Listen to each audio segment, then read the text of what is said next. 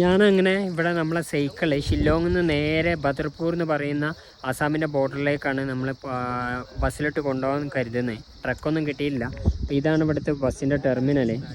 ഇത് കണ്ടില്ലേ, ഇവരൊക്കെ ഇങ്ങനെ സൈക്കിൾ നോക്കിക്കൊണ്ടിരിക്കുക കേട്ടോ. ആർമി ഉണ്ട്.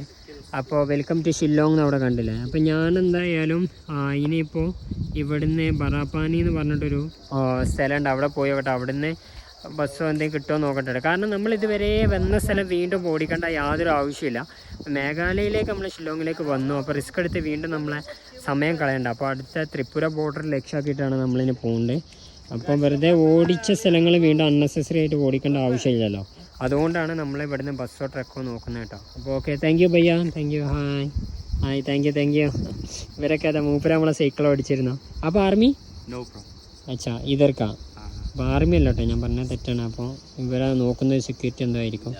ഓക്കെ, പിന്നെ ആർമീൻ്റെ ഒരുപാട് മിലിറ്ററി ക്യാമ്പുകളുണ്ട് ഇവിടെ.